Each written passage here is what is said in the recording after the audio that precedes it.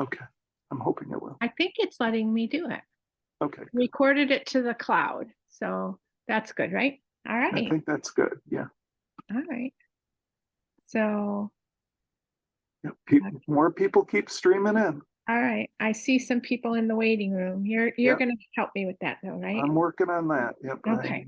All right. So I'm going to get us started today. All right. Um, Hello, everybody. My name's Alejandra Pickett. Some of you may know me as Alex.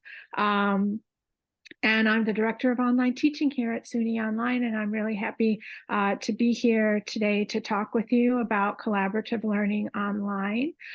If you're just joining, if you would introduce yourself in the chat and let us know where in the world you happen to be tuning in from, which SUNY or which other institution, it'd be nice to know who we have with us here today. My partner in crime today is Willow Harris, and yeah, like I said, we're here today to talk about collaborative learning online. So, hey there, Cara from SUNY Nassau and Allison from Canton. Yay. All right. So I'm going to share my screen, Willow. Let's see how, if that's all right with you, I will share my screen and get us going. So I wanted to do this session, which we haven't done before. This is a new one that we haven't done. And we've created a lot of resources for faculty and for instructional designers to assist them with, sorry, thinking about designing online group work. It's not something I think that is necessarily intuitive. And if you've tried it and it hasn't worked, maybe some of the things we talk about today will help you. And if it has worked, maybe some of the things that we talk about today you're doing, and or maybe you can share some of your examples of some of the things you're doing with us today too.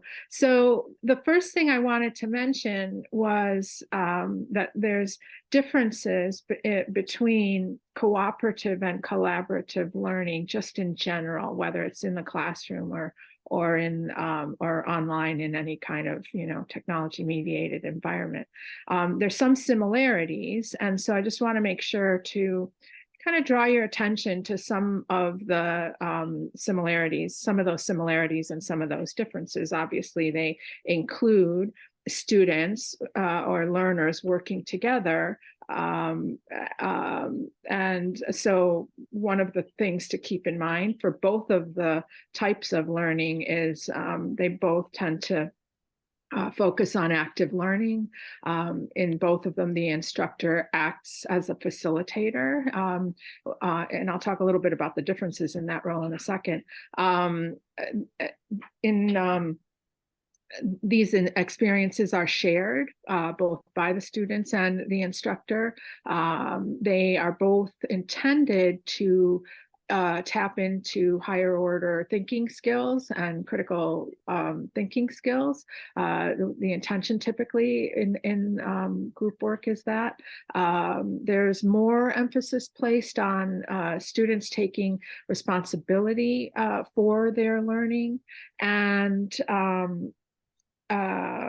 obviously they work in small groups in order to do that. They need to have skills, team building skills and relationship skills in order to navigate and negotiate the work, whether you're talking about it in the classroom or online. This is true of both environments or any environment.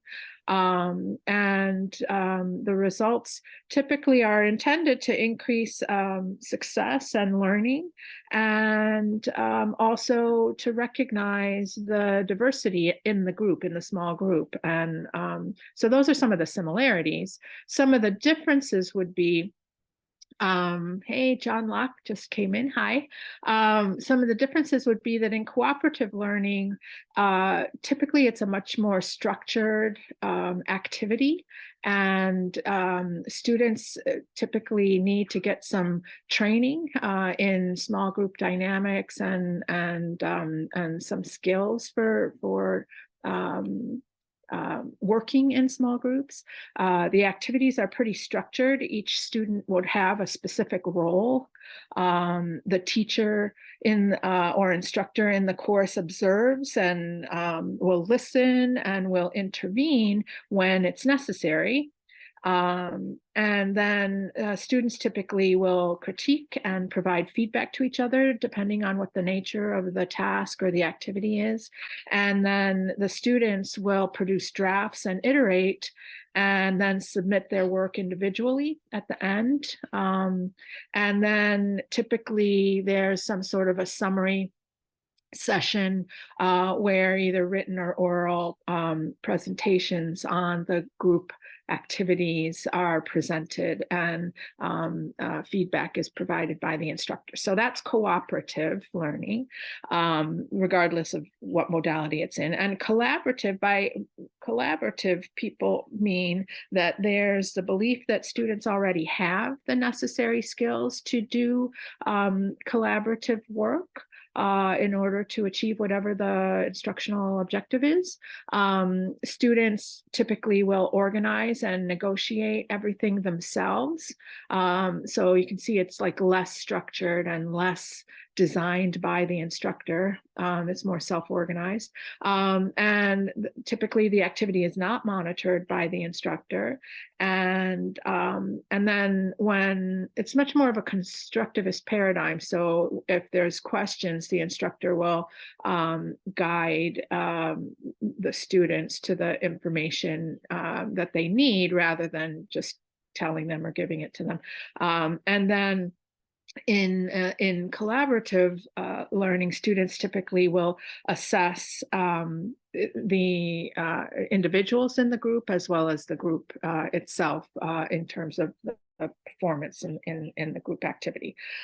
So I just wanted to make sure to highlight some of those distinctions and differences to make sure that when we're talking about things, we have sort of a common understanding and frame of reference for what we mean when we use those terms.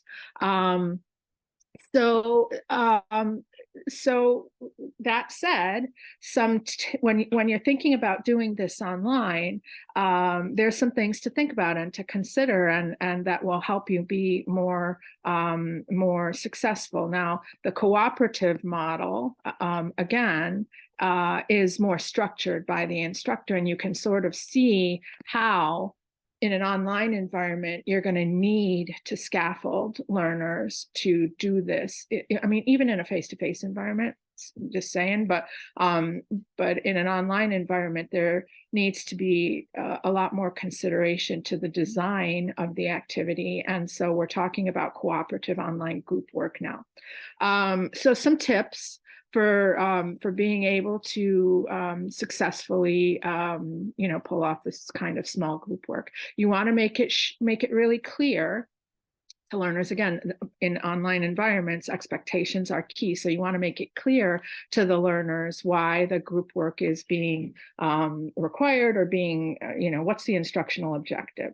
And you want to make sure that there's some balance in the design of the groups. So you want to make sure that you don't have all your strong students in one group, that you spread the sort of demographics and the sort of descriptive, profiles of the learners as evenly as you can, so that they are not homogeneous groups. You want to give really clear directions regarding the activity and any of the types of tools that they will use, whether synchronous or asynchronous, in order to conduct their group work. You want to be very clear about how they are, what they're meant to do.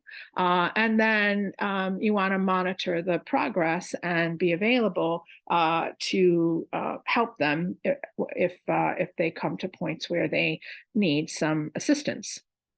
And then obviously, if they do need assistance, you want to intervene to help them overcome any kinds of issues, whether they're, about the task itself, technical issues, or interpersonal issues, whatever problems they may come across in actually,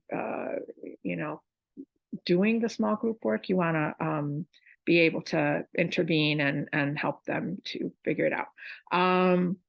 And then you want to think about the possible problems that they may encounter so that you can kind of preempt that with instructions or with any kind of,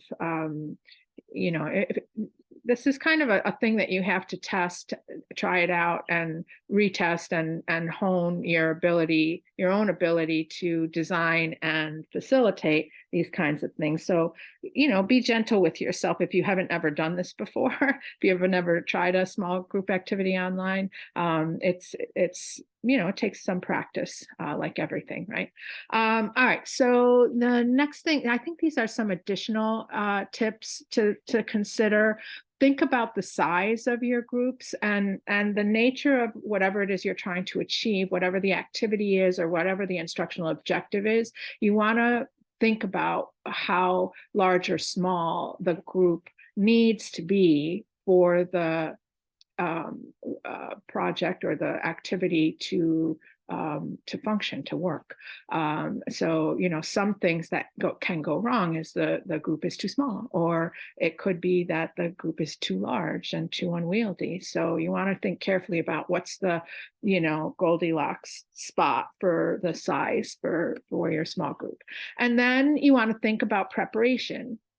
Do they have the skills that they need to have in order to accomplish the activity technically, and then to accomplish the activity also sort of conceptually, right? What skills do they need? And,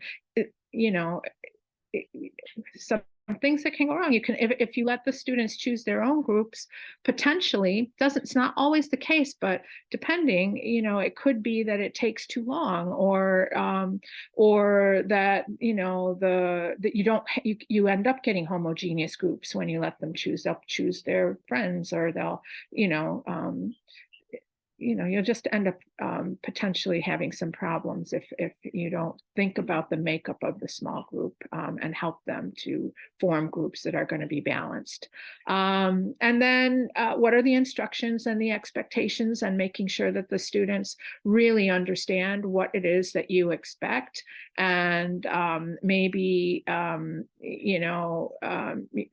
you may know, in online course design, if anything is at all ambiguous, it can cause problems. You need to be super extra explicit and extra clear in anything you're asking the students to do, and you may have to say it in a couple of different places just to make sure that everyone is clear and that they understand those expectations. You want to make sure that they can find the information that they need in order to conduct the activity, to carry out the activity, and all the things, maybe tools or things that they need to know or do. You need to make sure that that's super easy to find, and that the objective of the actual activity is very clear. Again, reinforcing that they have the skills needed to do that. And it may be that you need to ramp up activities with lower stakes activities so that they can get to know each other and gel more as a group and start figuring out how to use the tools before you actually have them do something that's very, very demanding in a small group, the actual activity itself. So those are some suggestions. Let's see, what else do I have for you? Okay, so some common mistakes. not designing the activity, I really recommend that you work with an instructional designer to really understand what your instructional objective is, what's the content that's being presented to support that objective with the small group activity, what's the actual activity, expectations, assumptions, how it's going to be evaluated, and then actually, like, what is your assessment plan for that activity? And thinking that through with the help of an instructional designer, I think will really help to avoid some of these challenges. Again, the size matters of the course. If you have the size matters of the group. If you have too many people in there, it is a opportunity for people to hide, to not contribute. So you really need to think about the size of the group depending on the activity. Again, the learners need to be prepared. It's not intuitive necessarily how to do this for the learners, so they need some training in again, like gelling as a group, so some ice-breaking activities for the small groups, and then some introductory sort of scaffolded steps that help them understand what are the tools to do, what's expected, what are their roles, and so forth. So yeah, the scaffolding and the online interaction skills are important. I talked already a little bit about letting learners choose their own groups. I'm not saying not to do that. I'm just saying, you want to think about that carefully to make sure that you've thought through how to implement that if that's something that you want to do, so that you don't get homogeneous groups and you don't get some of the problems that can happen when you're letting them choose their own groups. You absolutely can do it. You just need to, kind of pay attention to the design of how you do that. So yeah, if you need to make sure that if you're going to implement this in as a component or a design element in your course, that it's not just, a one-time thing, that it's something that they have the ability to do and practice to develop those skills over time so that they can actually do the activity. So it's really hard to do it if it's just a one-time thing in your course. You need a little bit of time for them to get the hang of it. So sometimes an activity will not go entirely as planned because there's just not enough time for them to gel as a group and develop what they need in order to be able to do it. There's a lot of assumptions that will thwart you, assuming that the group can handle complex tasks before they're ready. So that's kind of a training issue. Assuming that the learners kind of magically develop the social skills necessary, there's another one about assuming that implementing a cooperative learning activity online is simple to do. So those are all assumptions, and we know what is said about assumptions. So you want to pay attention and think about that when you're designing your activity. You want to make sure that you have thought about accountability in terms of the roles for those involved in the small group activities. You want to make sure that there is a clear learning goal, that it is tied to your instructional objectives, and that that's clear to the learners up front why they're doing it and how it ties in. You want to make sure that you help to scaffold the learners to develop relationships within the group. Again, that's sort of like building those team building skills and having icebreaker or some sort of introductory activity so that they can gel as a small group. And another thing that sometimes happens that where things go south is that you have lost track of what the groups are working on, and so monitoring is an important aspect of it. In assessment, assessing small group work, you want to make sure to provide rubrics to help learners self-assess and peer evaluate their team members. And you want to have some mechanism for assessing the group and providing feedback yourself. So thinking that through. This jigsaw activity is interesting in that it's a strategy where you would assign each of the learners in the group the task of taking one small chunk of whatever the content is, and then bringing it back to the class and teaching the rest of their peers in their small group that particular piece of the content. So that's a strategy that you could do if it's too difficult. These are some of the pitfalls, right? That you design something that's too difficult for them to do at the time that you're asking them to do it. So those are some of the common mistakes for when these kinds of cooperative online learning activities go south, and so thinking about how to design it so that you avoid those will help. I have a resource here that has a bunch of resources. This is a curated list that we put together, and it's some resources for learners to take a look at if you're going to be doing a small group activity.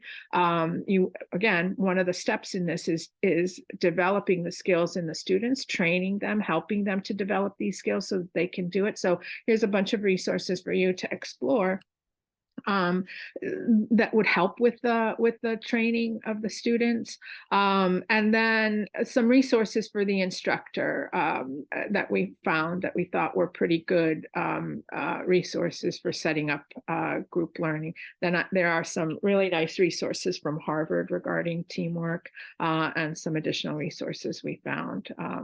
So take a look at those. If you're designing this, you want to prep, think about it. What's your objective for the activity? What's the content? What's the nature of the activity? Talk with your instructional designer. And then when you're thinking about how you're going to develop, how you're going to scaffold students into doing the activity, there's some resources here for you to review.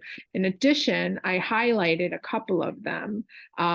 This is a really nice visual for pointing what students need to do and think about, online students need to do and think about when participating in online groups. This is part of educating them and helping them to understand how to be successful in a virtual group.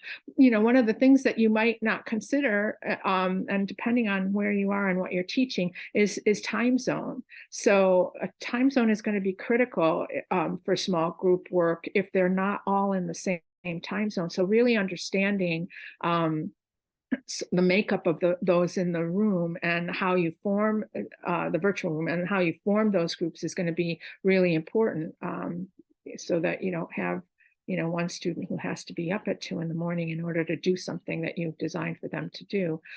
So a lot of these things that are in this infographic are things we've already talked about, making sure that they know their role, making sure that they know what they have to do, that all of that is clear, guidelines on tools and communications, making sure they have some practice being able to interact, and where they go for help, how they ask you for help. Are there scheduled opportunities for the students to provide some feedback or ask some questions of you to make sure that they are on task? And this is part of the monitoring aspect that the facilitator, the instructor, plays in making sure that the activity happens as intended. I also wanted to point you to this resource. It's one of our SUNY OER services resources. Collaborative U is a 2-unit mini course that you could take and adapt as that vehicle to help train your students in teamwork, online teamwork. And if you're in SUNY, there's no cost for this. I'm not sure what the deal would be if you're not in SUNY, but you can definitely contact them to see. It's an openly licensed course, so it's just an idea, something for you to consider if you're looking for a way to train your learners, to do a small group activity online. All right. So the other thing that I wanted to chat with you about while you're thinking about your cooperative small group work online is to think about, sort of in parallel, the role of interaction or discussion in online environments, both within small groups and outside of small groups. And I think it's particularly important and relevant to, as you're designing your activities, to really think about how you're trying to achieve what you're trying to achieve given the options and limitations of the environment. And so in terms of interactions, whether they're in small groups or in the larger group of the entire course, the things to consider are very, very similar.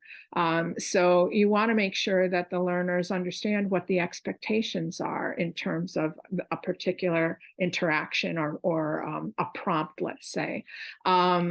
And you want to know what the expectations are for responding to each other. Is there a time frame that you have established that's necessary?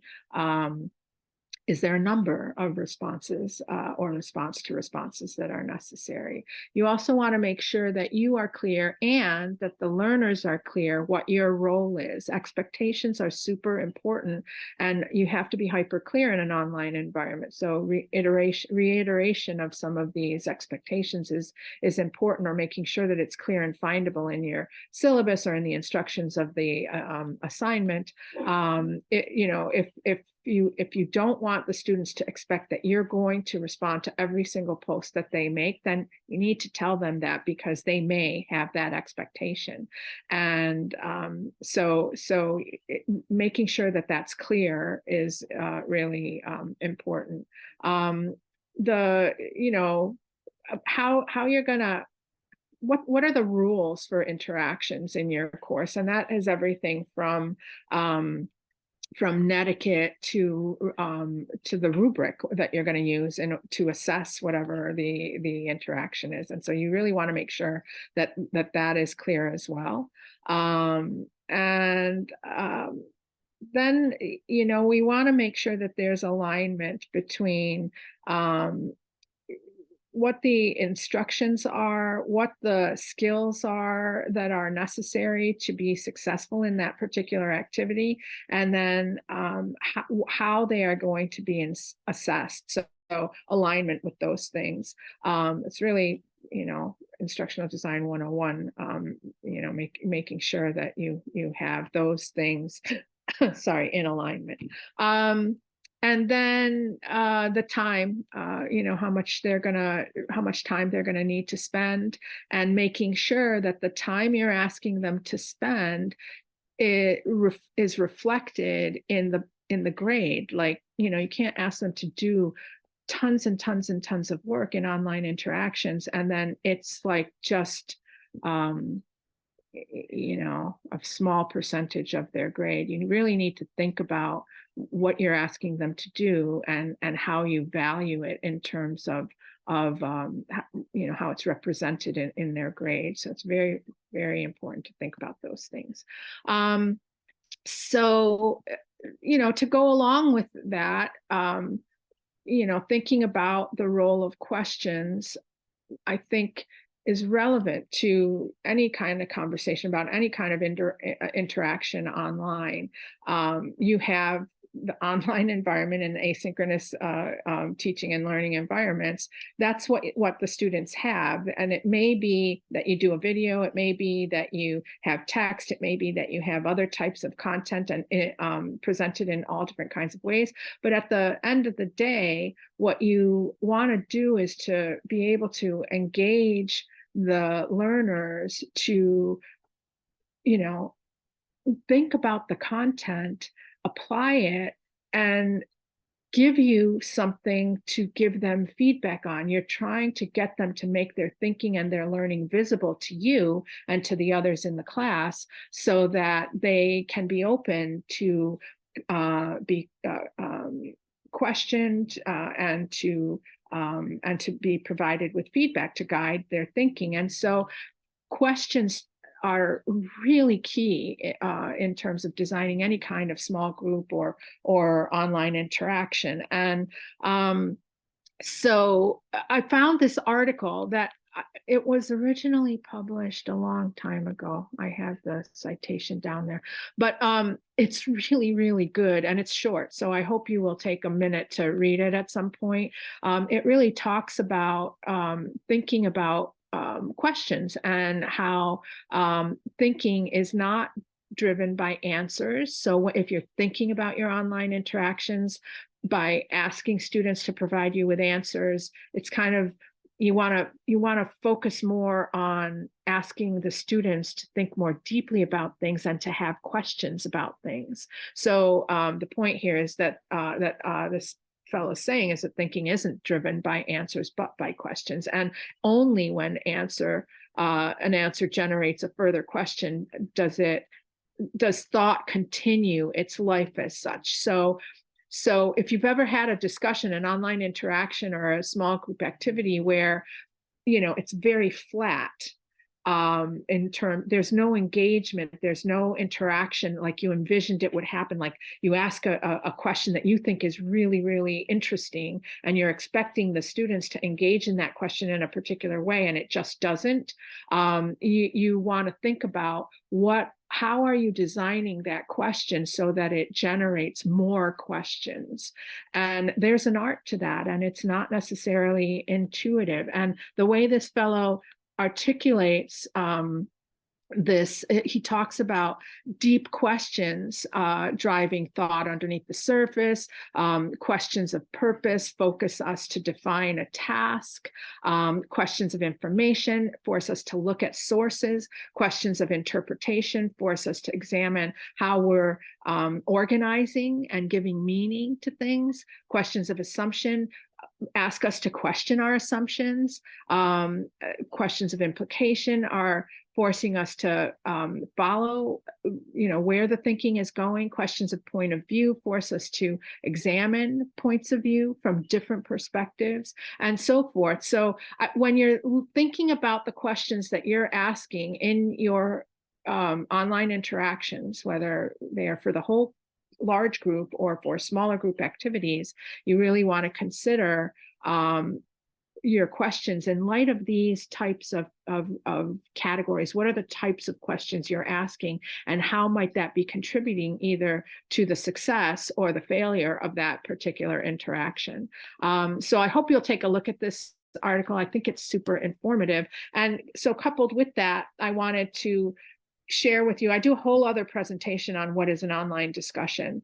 And, this is essentially reiterating what the guy said in that article, that you really want to help students in an interaction or an activity make their thinking and learning visible to you so that you can give them feedback, and so that their peers can also question them and give them feedback. And so you want to have them be thoughtful, original, provide insight, reflect, apply, explain, defend, refute, all of those things, critique, peer evaluate, synthesize, all of those, create, all of those things are super important when you're crafting activities. I have this little graphic, and the link, Willow's going to put the link to this presentation in the chat for you. But this is a little graphic that I designed to explain essentially how to design an online interaction. And so, you need instructions, you need some content, you need a rubric. The students need time to reflect and engage. They need to have some sort of a prompt. And they need to have some guidelines for that and understand, and perhaps even feedback from the instructor to diagnose misperceptions, to ask deeper questions. They need to respond to things, to each other, and they need to do responses to responses. So if you're asking them the right questions, you are going to get that sort of beautiful engagement that you're hoping for in an interaction. And if you're not, you need to come back to the drawing board and think about what's the question that you're asking, because more likely than not, the question you're asking is not going to, if you don't see that type of engagement that you're expecting, it's because of the way that you're formulating the question. And again, like I said, it's an art and it takes practice. And then, the net result of designing a good interaction is that learners are making their thinking and their learning visible as they respond to things. And you can either jump in or not, or others can jump in or not, to ask deeper questions, to push the thinking further in whatever the topics are. And maybe I want to point you over to Bloom's taxonomy to think about this. And if you are not familiar with this, I hope that this is a tool that would help you, give a framework to you when you're looking at your interactions and activities. Are they on the lower end of the cognitive and knowledge dimensions? Are they asking students to retrieve information and give it to you, or are you asking them to develop some sort of meaning from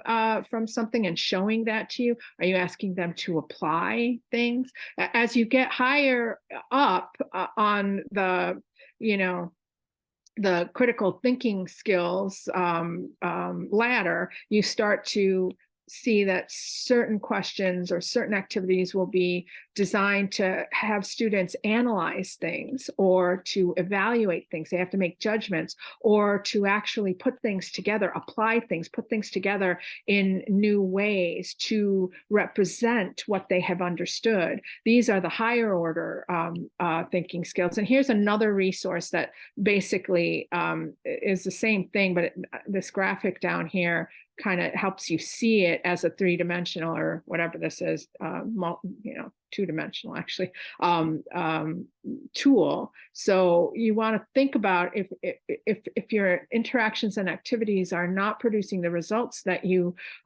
intended, maybe you're down on the lower end of the knowledge and cognitive dimensions, and you want to think about how can you design the activity to push it up into analyze, evaluate, and create, and even apply, depending on the level, your discipline, level of the students, and so forth.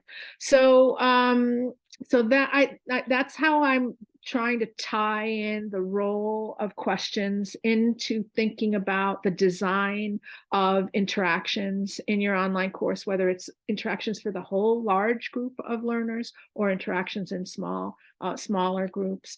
I can't have a session without pointing you to Oscar. And there's two particular standards that I wanted to mention. Standard 30, which is about providing opportunities for learners to develop those higher order problem solving skills that we were just talking about, that are explained in Bloom's taxonomy. And then the other one is to provide opportunities for learner-to-learner interaction in collaboration. And so these are a couple of the standards that are relevant to what we're talking about today that I wanted to make sure to mention, so that you can see how it ties into design, online course design, as well as quality. And so incorporating elements of interaction and larger and small group work are going to be key to making sure that you have designed a successful experience for yourself to teach in and for your learners to learn in. So I think I have time now to ask for some questions. Willow, are there questions in the chat?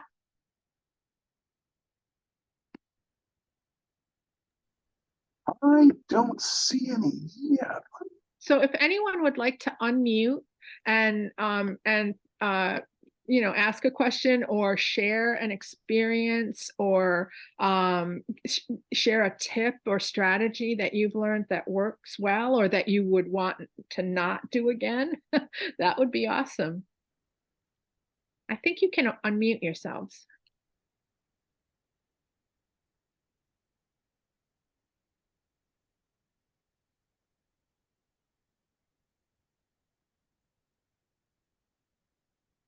All right. Hey, can you hear me?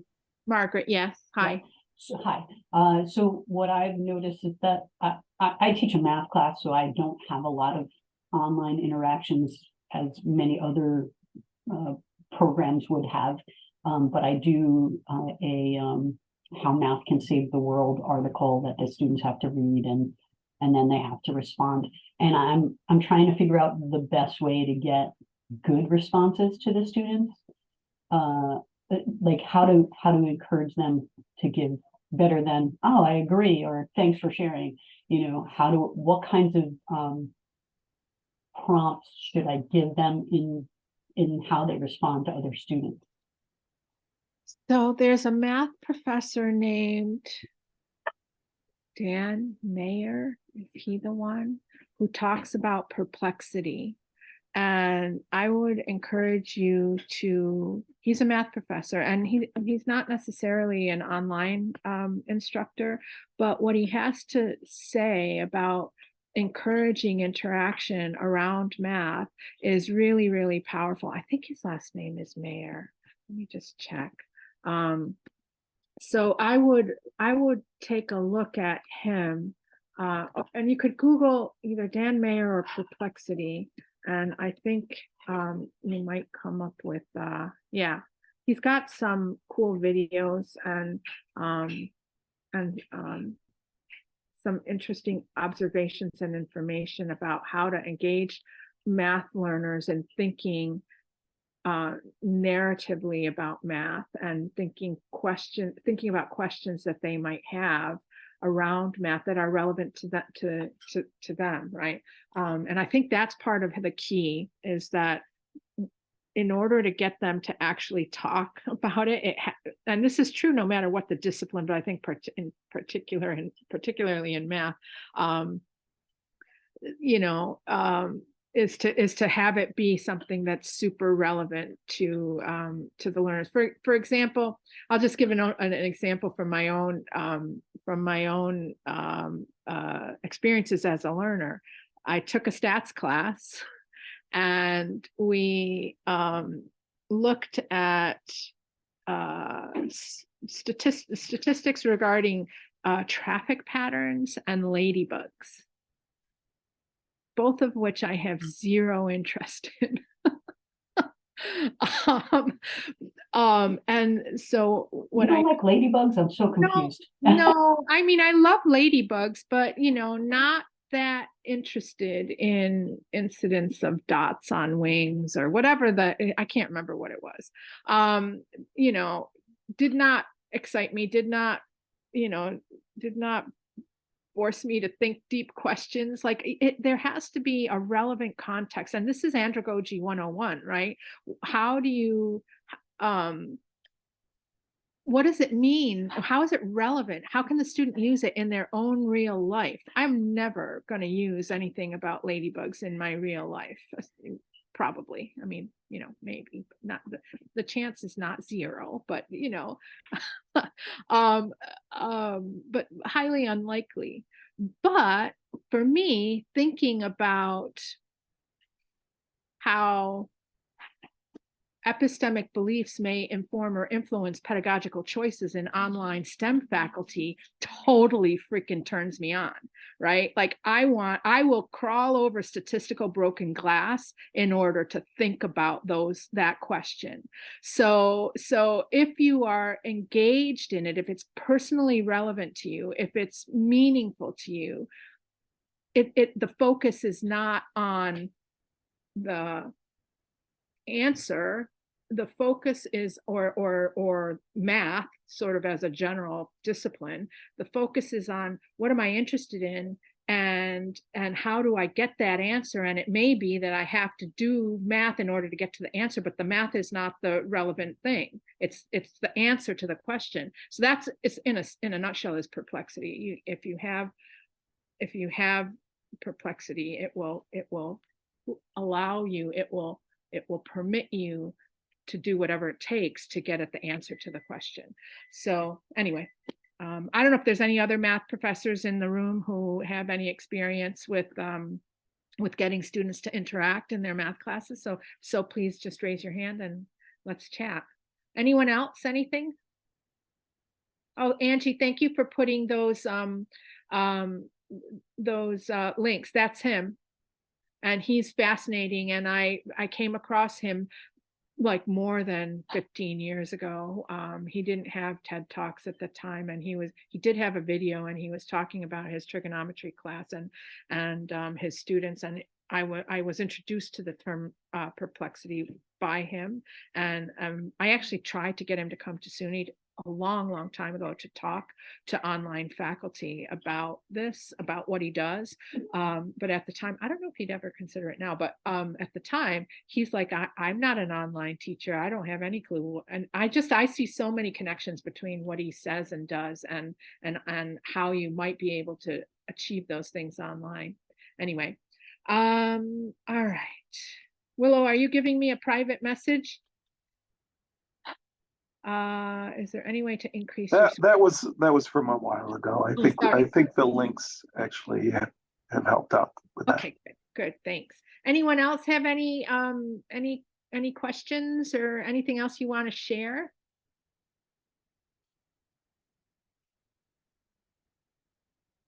All right, if you do, just jump in. But I am going to talk just a little bit more about, but don't hesitate to interrupt me, because this is just bonus stuff, right? And I'd be interested in anyone sharing, their own experiences, as well as, tips or follies, anything.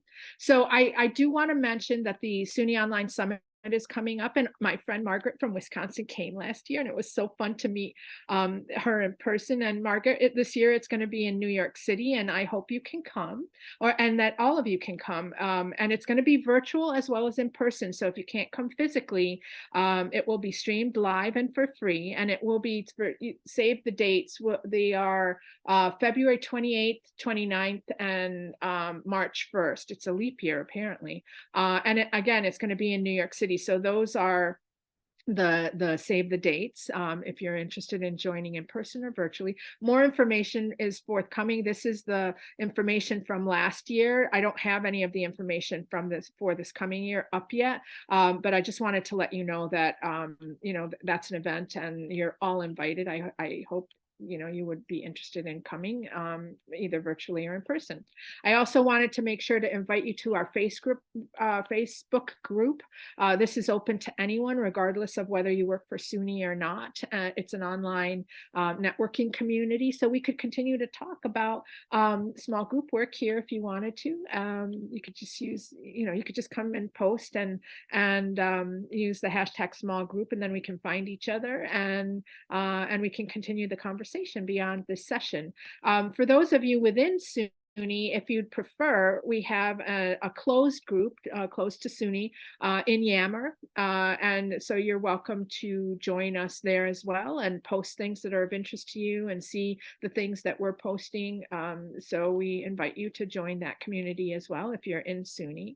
And then I wanted to make sure that everyone was aware that we have teaching fellow program, an online teaching fellow program, and anyone can join, whether you're in SUNY or not. If you're in SUNY, there's some roles that you would select from depending on who you are, and at the very least, you're interested in online education. Otherwise, I don't think you would be here at this session. So that's really very easy to fill that form out. We're just asking for your name and your email address, and if you're and you get a badge if you like badges.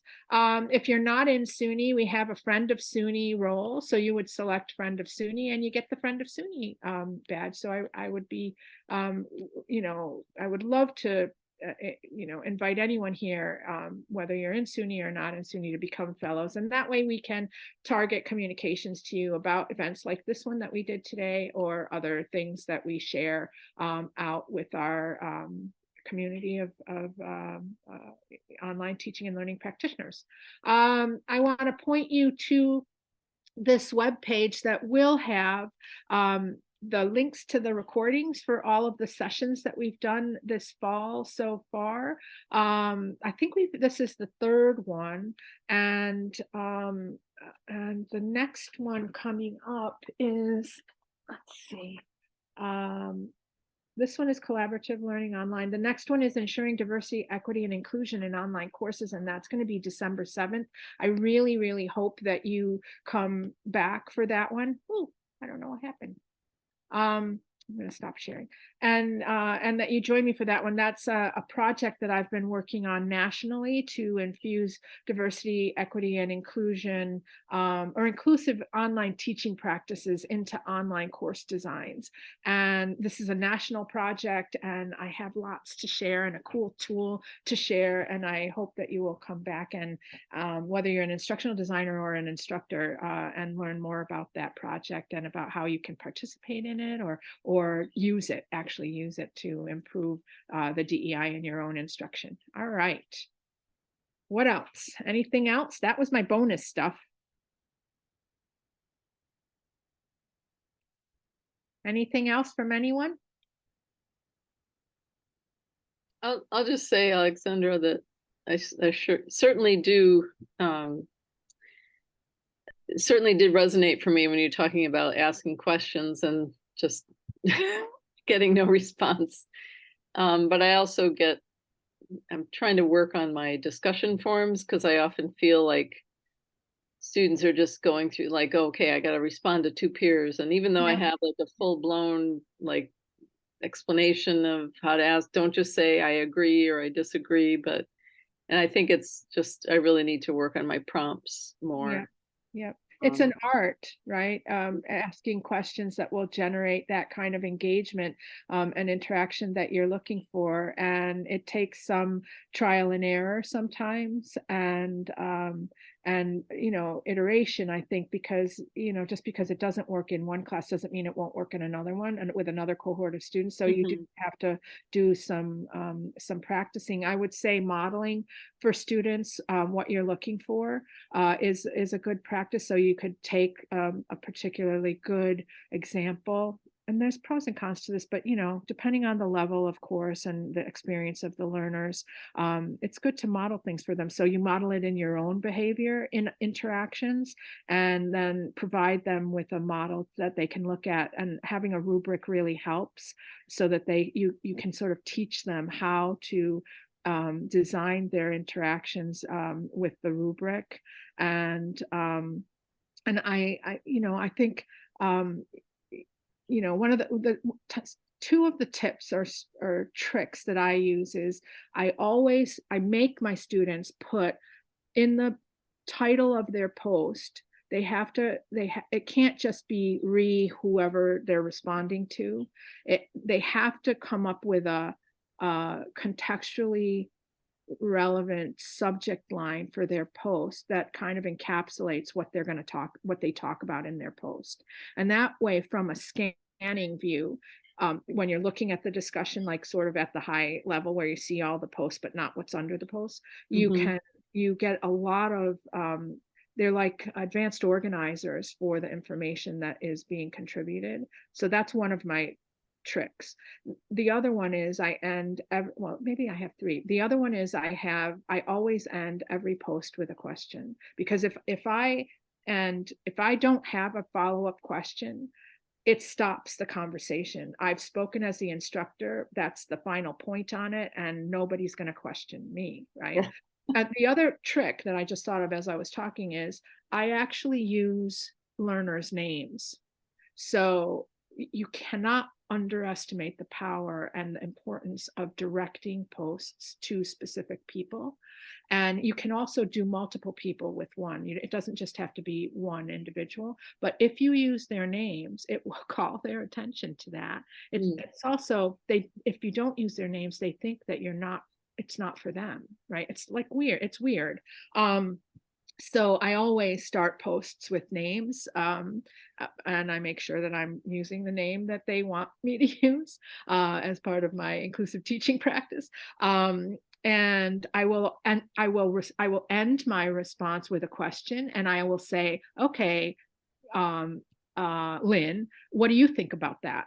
You know what I mean? And first of all, it forces them to read it, and then they notice that I'm actually calling on people within the body of the discussion, and so they're going to be looking for it. And then that's modeling the behavior. Then they start to do it. That's super cool when you see them start to do it, because they're actually reading each other's stuff and they're saying, "Oh, wait, you just said that. I don't understand that. Why did you say that? I don't believe that," or whatever.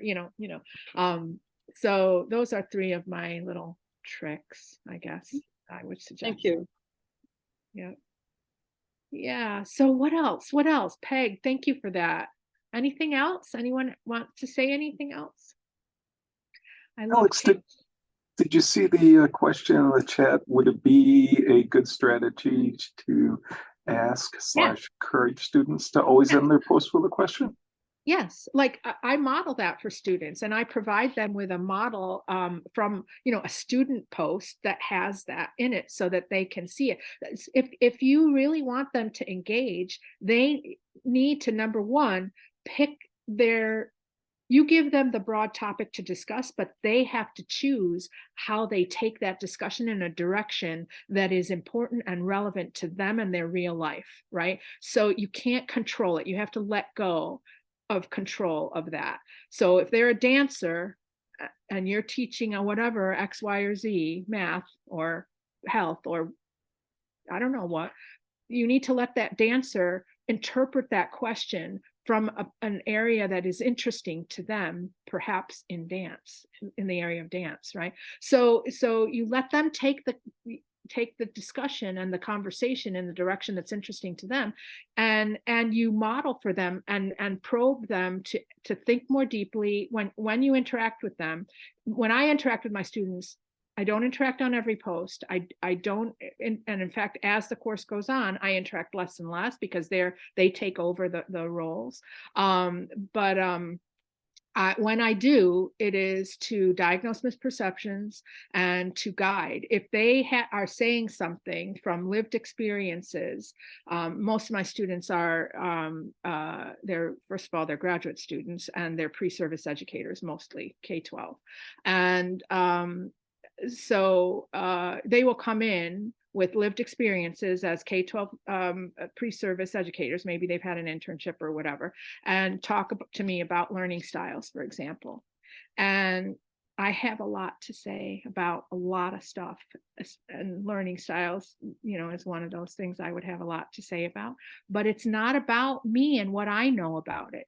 I want them to know and understand. So I force them to question their assumptions and ask them to go out there and look at scholarly work, reputable, peer evaluated scholarly work, and bring back to the class and teach us, this is an online class, and teach us what the literature says about learning styles. I don't tell them there's no such thing as learning styles. I don't say that.